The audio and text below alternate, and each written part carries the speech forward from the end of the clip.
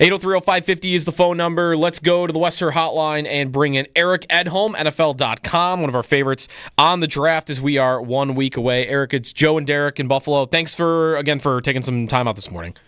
Yeah, good morning. Happy, I don't know what do we call it, the 1 week out celebration of the draft. Happy 1 week out, yeah. Yeah. So now the rumors pick up and whatnot. Before we get to anything Bills related, I wanted to start with the quarterbacks with you, because am I right in thinking that it's going to be Ward at number 1, and then is it pretty much completely up in the air after that for not just who will go in the first round, but when they'll go in the first round and the teams? I mean, I know New Orleans is now thought of as like a strong possibility, and that's in the top 10. But like Sanders and Dart, how early are these guys in your opinion, going to go? Yeah, no, that's the big mystery heading into Green Bay, I would say, is sort of figuring out who quarterbacks 2 through 4. I think we know who they are, but what order are they coming off? And when does that first domino happen, or that second domino, however you want to look at it? But, yeah, I think New Orleans is probably your first, your ears perk up at that pick when we get to that spot. What do the Saints do? New head coach, offensive-minded guy, Kellen Moore, Derek Carr's injury, that could start the ball rolling. And I'll tell you what, there's been a lot more Jackson Dart buzz for New Orleans than there has Shedeur Sanders. So, it wouldn't be shocking to see him be quarterback 4. And I think if again, it depends who you talk to. It depends on the team need, the fit. Pittsburgh's waiting for Aaron Rodgers. We don't know what the situation is there. How aggressive do Cleveland and the Giants get? They're going to pass on the quarterbacks at 2 and 3. I'm convinced of it. But what do they do with their second-round picks, and how willing are they to move up? Jalen Milroe is kind of the hot name right now, too.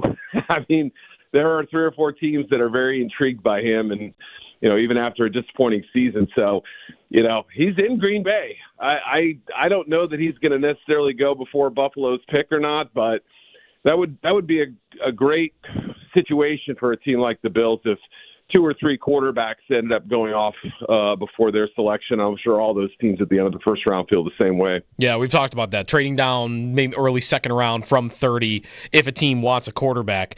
Yeah. For you, if Sanders were to fall to being the 4th guy, why do you think that would happen? Do you think it would be more about the little holes in his game and him overall as a prospect? I was reading your top 100 the other day, and I think you had him in the 30s somewhere. Yeah. So like how much of it is prospect versus all the rest of it, personality, the name, and everything else? Yeah, I mean, part of me would love to find out, like, if his name was Johnson, what would we think of him as a quarterback?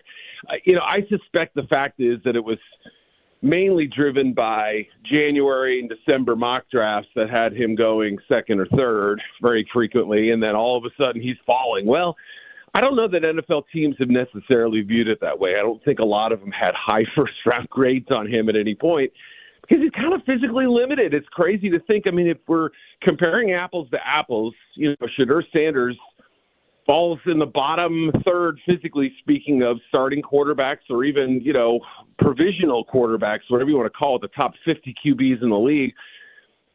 From an arm standpoint, a body standpoint, from an athleticism standpoint, he'd be in that bottom 3rd, I think. And that's not to say that his toughness and his accuracy and his creativity can't shine, but, it's got to sort of be the perfect spot for him, I think, a little bit. And maybe that lasts till round 2, and maybe he's just got to wait a little bit. I don't know. He could be QB2. This is the fun storyline, I think, heading into the draft. Eric Edholm with us on the Western Hotline. One more before we get to some Bill stuff.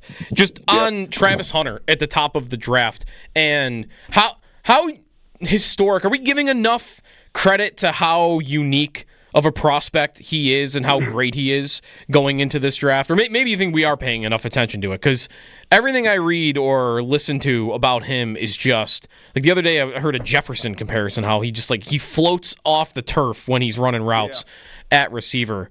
So there of course is the debate about what he should play, but does it just feel like this is like an all-time great prospect heading into the draft? Yeah, I mean, I've kind of argued that in some ways he's kind of bust-proof in that, if he's not good at one, he can certainly do the other. And I know that's a little bit of a simplistic way of looking at it, but, we just haven't had anybody with this type of skill set. On the flip side, we're talking about a 183-pound guy who we're all of a sudden saying is going to play 2,000 snaps next year.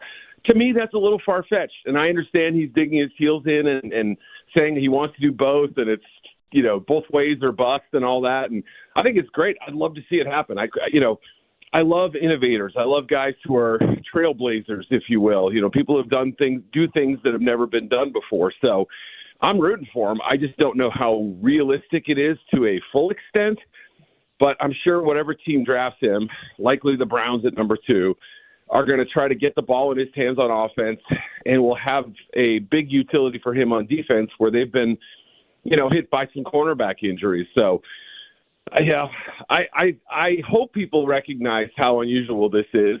I do think it'll be fun to see what the talk is after he's picked and once he kind of settles in and once we get closer to training camp. But for right now, I think everybody should be, appreciating just how unusual this case is. Eric Edholm with us on the Western Hotline, NFL.com. So, Eric, when it comes to the Bills as we transition to this, I do think it's a little bit of a fortunate scenario with the Bills this year of their biggest needs also seem to link up with where the draft seems to be at its deepest. Defensive tackle is one of the biggest needs that the Bills have this year, and I do think that corner is a very nice draft class here for the Buffalo Bills as well. It looks like a strong draft class, including the depth, at positions that the Bills just so happen to need the most. Yeah, I think that's fairly true. Again, it depends on what you think about the wide receiver class. I would argue that's still a position they could stand to upgrade. For me, it's not a great wide receiver class. I think there's a little bit of depth, and I think there's some good players who will end up being, solid pros or to very good even. But corner, it's maybe an average group when you stack it from A to Z. But the good news is that I think there's a good chance that some corners are going to last into the 20s, guys that have, sometimes been mocked a little bit higher than that. I don't know what Will Johnson's fate is, but I haven't been able to sort of peg down where he's going to go. And the same for Jahdae Barron and a couple other guys too, where, we could come to the latter third, the last 10 picks of round 1, and, maybe only one is off the board at that point. So I think it lines up kind of with where they're picking. Certainly defensive line has to be the strongest group in this class, and obviously if you include the edge rushers in that discussion, it even bolsters it further. But interior D-line's really, really strong, especially that kind of one technique type. If they're looking for a long-term replacement for a guy like Daquan Jones, you're going to have your pick of the litter, I think, in not just at 30, but also later on in the draft. So how they play that first-round pick, whether it's standing pat, moving up, moving back, I think, and who they take, obviously, will tell us a lot about what they think of the D-tackle class. I mean, it's not to say if they take one in round 1, it's that they're, that they're worried about the depth or anything. They could certainly double up as well. Eric, let's have some fun with this now. I've been of the mindset that they absolutely need that one tech. You mentioned, helping upgrade from Daquan Jones. Kenneth Grant seems to be like the area's favorite prospect in that sort of realm, but I like a lot of players in round 2. I know Darius Alexander's probably going to be like a late 1, early 2 kind of prospect here, but I'm looking at guys like Tyleik Williams out of Ohio State, Alfred Collins out of Texas, Deion Walker out of Kentucky. Very favorable options and plenty of options in the second round when the Bills do have 2 picks late in that second round.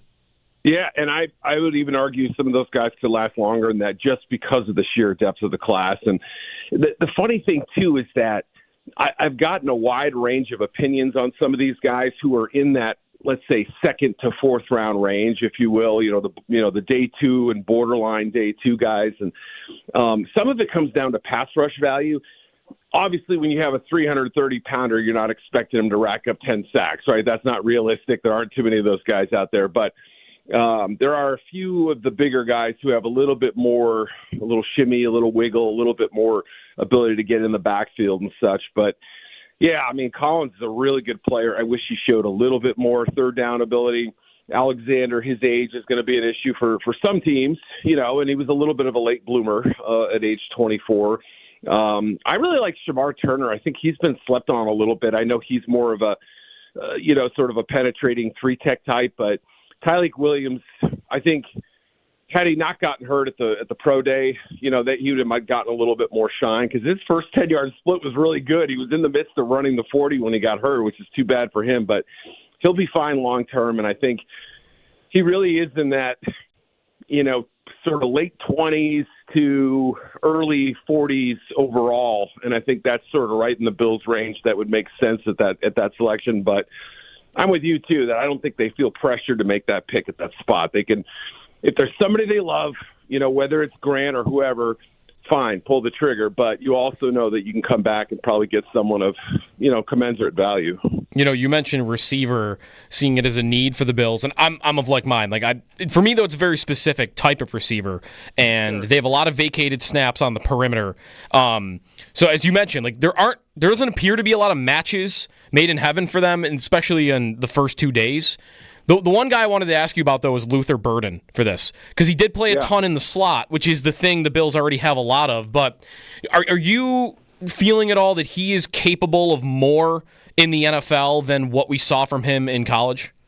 Yeah, it was a lot of manufactured touches at Missouri, and a lot of touches within 3 yards of the line of scrimmage and things like that. And one reason is because he was so good at breaking tackles. If you have somebody who with that Deebo Samuel-like build, 6 foot, 205, good speed and acceleration, great burst, being able to kind of run through tackle attempts, and he did it so often. Why wouldn't you do it? I think Mizzou fans wanted a little bit more of the deep shots, play him more outside. We just didn't see a lot of that. I didn't see a ton of separation, kind of downfield. That was the one thing. I don't know that his speed totally translated in that regard, but he's got some punt return ability. He's got some real juice, and if you look back at his 2023 tape when he was far more explosive, and I think that was a function of the offense as a whole and the quarterback position and all that, you do see a player that there was a reason why he was mocked in the top 10 or 12 picks in, during the season and even into October, if you will. So, yeah, his usage this year was a little funny, and I think it's helped kind of water down his value a little bit, but I think early second round makes a lot of sense for him. I've heard a couple teams in that range kind of eyeballing him. So I don't know if he's a fit for the Bills in terms of where he's going to go off the draft, but again, you never know, and especially if they move down. Yeah, it's interesting too because the way you describe him, it's kind of what the Bills did on offense last year. It's just they already kind of have, and they could have more of what they already have. Yeah. I mean, Curtis Samuel couldn't stay healthy, and Shakir was all of it. So Burden does kind of fit that. It's just, I don't know. We're in this constant battle trying to figure out what they actually want from wide receiver. Do they want a guy that could turn into a future number one Diggs replacement, or do they want more of what they already have?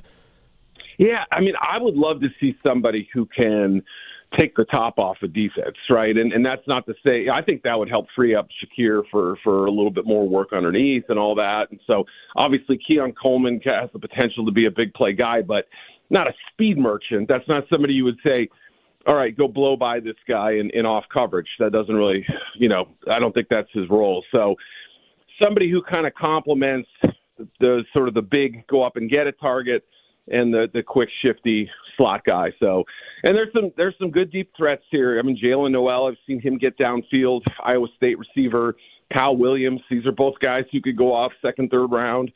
Not the biggest guys, but they have that extra gear to kind of to pull away from people. And some of that is also going to help Josh and James Cook and, that hidden value of a deep threat, what it does to a defense when you play them. Eric Edholm with us. Last thing for you, Eric. Is there anything that you think is worth trading up for if you're the Bills? Going up, I don't think they would go like a monster trade up. Maybe something that's like, they often do. They'll go up a couple of picks. They did it for Dalton Kincaid, Kyrie Elam, obviously Allen and Tremaine Edmonds years ago. Is there anything you see for them where there's a player that makes sense, but he probably doesn't fall, so they'd have to go up and get him? Yeah, that's a good question. Obviously, you kind of have to look at the sort of the playoff teams picking right ahead of them, and let's not only get this guy but keep him out of their hands. I'm sure there's some element of that, but It depends what they feel about the corners. I would say that might be a spot. And obviously, D-line I would not rule out. But, if one of those top cornerbacks were to slide down a little bit, I wouldn't be shocked. Again, I don't know that Will Johnson gets that far, but he might get close. Jahdae Barron, there's a question about whether he's a perfect fit for the Bills or not. The arm length and maybe more of a nickel guy, that sort of thing. I can see him needing it, but if you assume Hunter's number one and Will Johnson's number two or Barron's number two, it might have to be one of those two guys that gets within range. And the thing about Johnson is he didn't run a 40 his pro day. He had the injury concerns. He didn't play a full season, kind of like we were talking about with Burton, where the last body of work we had with him wasn't his best football, and this was somebody who was routinely mocked in the top 5 or 10 in the early going for a good reason. He's a talented guy. Eric Edholm with us. Corner. Yeah, it's corner the position we've definitely talked about the most for this. At Eric_Edholm. Check out all the stuff, NFL.com in the next week as we lead up to the draft. Thanks, Eric. Always appreciate you taking time out for us, and enjoy the draft. Thank you very much. Will do. Thanks, Eric.